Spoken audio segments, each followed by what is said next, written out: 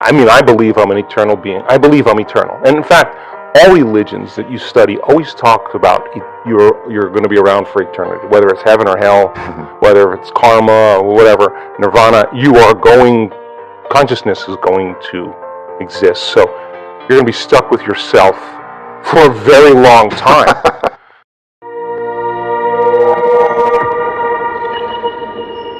Welcome to Focus Your Mind. The greatest power a person can have is focused mind. That's where all your power is. Let's discover your power together. Before we start, hit the subscribe button and don't miss new videos. Have a great time. My goodness, I'm going to use the same passion, the life that I've created with those great habits, and I'm going to turn it inward, and I'm going to bloom like a flower in a new way. Because, hey, someone did it at 33 years old. You're 38. Mm-hmm. So what? There are people in this group that we're about ready to do that are in their 80s, and they could be home watching Wheel of Fortune, and they're all in. And you can't tell me you're too old to do this work. We have people in their 80s and a few in their 90s. I've seen their brain scans, and they know how to do it. And you know what? They're happy. You can't tell me you're too sick to do this work any longer. We have really, really sick people that have reversed very serious health conditions and even genetic disorders that there were no solutions for in medical science. And there were days that they doubted themselves. And there were days that they didn't feel like doing their meditations. And there were days they were in so much fear because the doctors told them they were stupid and they were going to die. And there were days they could have excused themselves and said, I have too much going on, I'm too busy. And they could have excused themselves and not done the work. But guess what? They did it anyway. They overcame the conditions in their environment. They overcame their beliefs. They overcame those programs, the conditioning. They overcame their body.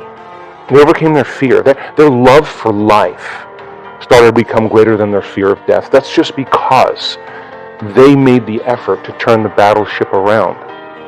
And you can't even tell me that you're too overweight or too underweight or too out of shape. I've seen it on all shapes and sizes. You can't even tell me that you never meditated before. In fact, many times people who have never meditated before have the most profound readings because they're not trying to do anything or expect to do anything or doing it their way. They're just following what you tell them to do. And in their innocence, they run right into something really big. So what?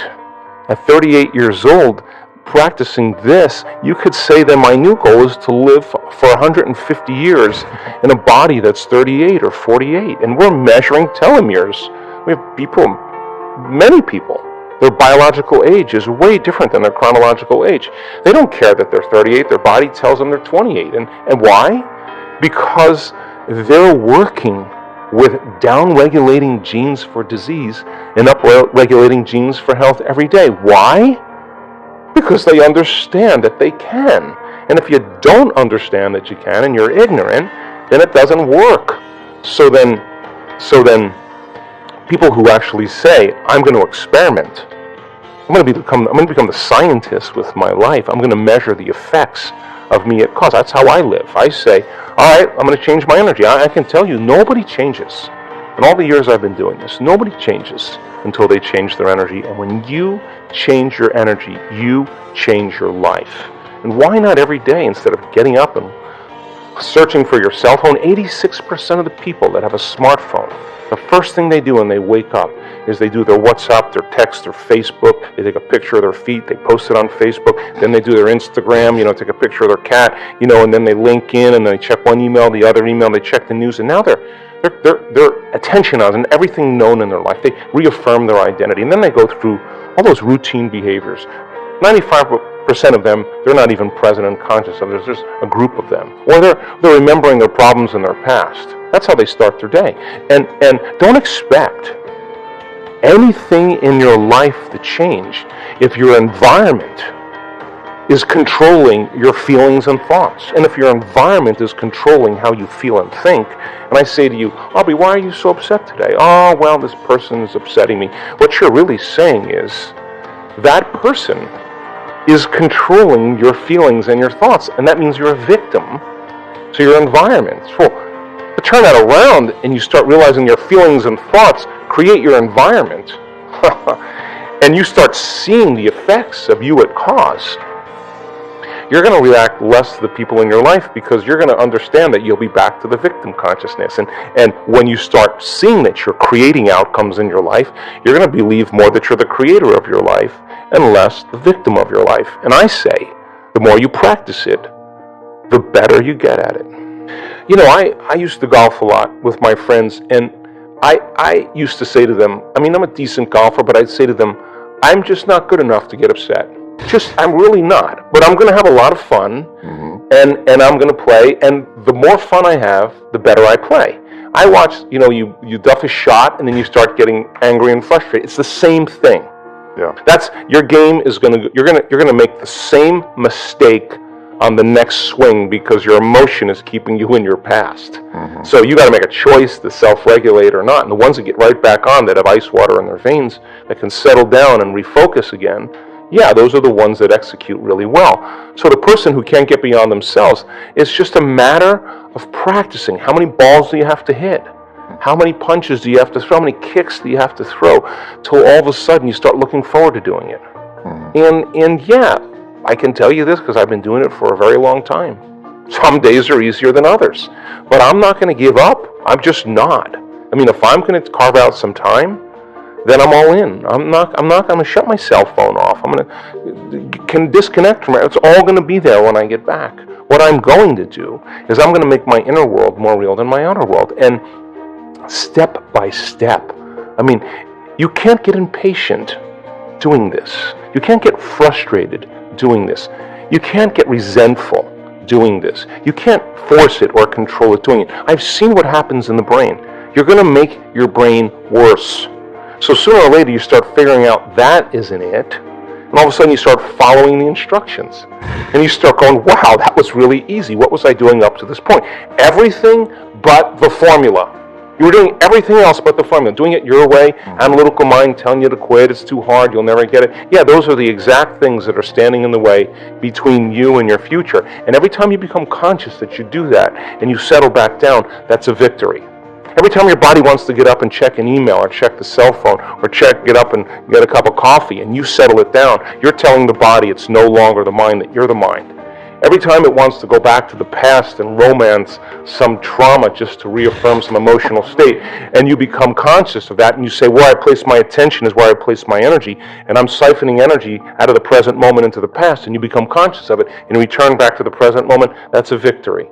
And every time you start thinking about the staff meeting at 6 o'clock or 5 o'clock in the afternoon, and that's the known, and you stop and you return back to the present moment, you're disinvesting your attention and energy out of that future, and you're making room for the unknown in your life, and that's a victory. And when your will gets greater than the program, because most people lose their free will to programs, because they are on that wheel where you could take their yesterday and lift it up and set it on their tomorrow, because they're in the habit of doing everything in a routine way. So then when they lose their free will to a program and their body, which is a habit, has become the mind, now their body's dragging them into a predictable future. And they've lost their free will to a program. And you sit down and your body is telling, I'm going to die in this meditation, I'm going to suffocate, this is going to end, I can't. And you just keep settling it back down. Every time you do that, it's a victory. If you're going to say, I'll do it later, I'll do it tomorrow or Monday, you're in a program. Right? Because you actually should be doing it in the moment. Right? Right. So then I assert that if you're not in the present moment, you're running a program. And so the more, listen, paying attention is being present, and it's a skill.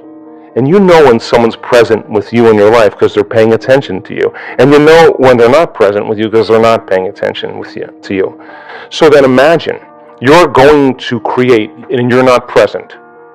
How could you miss the moment of creation? You then are in the known. You're in the familiar past or the predictable future. So that sweet spot of the generous present moment, if you keep practicing overcoming your body, overcoming the conditions in your environment, and overcoming that predictable future and the familiar past, and you keep working for the present moment, you are going to develop the habit of being present. And if where you place your attention is where you place your energy, and you're in the present moment, you got a lot of energy to use. You got a lot of energy to execute. You got a lot of energy to design a destiny with. I'll be the first person to say that we already know how to do this. Yeah. We are wired to be creators. We already know how to do it. You just made up your mind that it was more important than anything else. And you have that vision, you have that possibility, and the moment you feel that emotion, you're connected to your future, and no person, no thing, no experience will stand in the way between you and that future. And it's feeling connected to your future, feeling the inspiration, the joy, feeling the exuberance, the love for your future every day is going to, just like your body follows your mind to the coffee maker, to the toilet every morning, to the known, your body is going to follow your mind right into that future because that's where your attention and your energy is. So then, yeah, if it isn't happening in your life, then there's some emotion. There's some unconscious attitude or thought process, hardwired. There's some habituation of thought, behavior, or emotional reaction that's keeping you as you. So then if your personality creates your personal reality, and it does, and your personality is made up of how you think, how you act, and how you feel, then the present personality who's listening to this show has created the present personal reality called their life. So if you want to create a new personal reality, a new life, it means you're going to have to change your personality. It means you're going to have to start thinking about what you've been thinking about, and that 95%, and change it. You have to become conscious of your unconscious habits and behaviors, how you speak, and modify them. And then you have to look at those emotions that keep you connected to the past and decide, does this emotion belong in my future? And if it doesn't, leave it behind and the memory associated with it. So most people try to create a new personal reality as the same personality, and it doesn't work. We literally have to become someone else. And the act of becoming is a function of overcoming. So that means you got to light a match in a dark place. And when you sit down and all of a sudden you hear those voices, I can't, it's too hard, I'll never change, it's my ex's fault, it's my boss's fault, I'm too this, I'm too that, I'm too old, I'm too tired, it's too late. And those are the thoughts that are the boundary of the known. And now you're stepping out into new territory, and the body that's been conditioned to be the mind emotionally is saying, don't leave the known here. Stick with guilt. It's much better. Stick with suffering. At least you can predict it. And yet your conscious mind is wanting to go for a ride, and your body's going, whoa. So then it may take a little time to help the body out of the past. It takes some time, right? So then a person can have a great meditation and feel really connected, and then get up and then get frustrated on the freeway and judging everybody else. I mean, you just disconnected from the energy of your future, and you're back to the energy of your past. Don't expect anything to change. And if you tell me it's because of that person or that circumstance, I'm going to say, oh, you're back to the unconscious program of being a victim in your life. And so there is a period, a grace period of transformation where we have to cross this river from the old self to the new self. And that void, that unknown, is the neurological, the biological, the chemical, the hormonal, the genetic death of the old self. And most people, the moment they step out, and the hardest part about change is making a new choice. The moment you make a new choice, get ready. You're leaving the known. It's going to be uncomfortable. It's going to be unfamiliar. There's going to be some uncertainty. You can't predict. You're not in the known any longer. And most people, they step out and they hear that voice. It's too hard. You never change. And they believe in that thought. And that thought leads to the same choice, which leads to the same behavior, creates the same experience, produces the same emotion. And then they say, oh, this, Aubrey, feels right to me. No, that feels familiar. So then, if you're becoming conscious of how you speak, you're sitting in your meditation and you're becoming aware of how you act, that you complain and you blame and you make excuses, you feel sorry for yourself, you judge other people. Now you're conscious of what you're unconscious of. That's a victory too, because consciousness brings awareness, and there's an energy that goes along with that. And now all of a sudden, you're not in the program. You're the consciousness observing the program. You're outside the jar. You're objectifying your subjective self. You're seeing yourself through the eyes of someone else. And then when you look at those emotions and you say, my goodness, I didn't even know it was guilt. This is how I always feel. I didn't even know it was guilt. Now I know. All right, well, now that you know, you can't not know. So what are you going to do? You're going to live with the knowing that you're a victim, or you're guilty, or you're suffering? No, the insight isn't going to do anything until you initiate some type of change. So then you say, I'm going to stop blaming, complaining, make excuses, feeling sorry for myself, judging other people. Now you're in the river, and there's a tug for the brain and body to go back to the familiar past. And every day, if you just work on practicing and changing it, you will go from one state of being to another state of being, and you will begin to think differently. What thoughts do I want to fire and wire in my brain? That's a good question. What behaviors do I want to demonstrate in one day? The act of closing your eyes. As an athlete, you know this, and you begin to rehearse in your mind, mentally rehearse what you're about to do, begins to install the neurological hardware in your brain to look like you've already done it.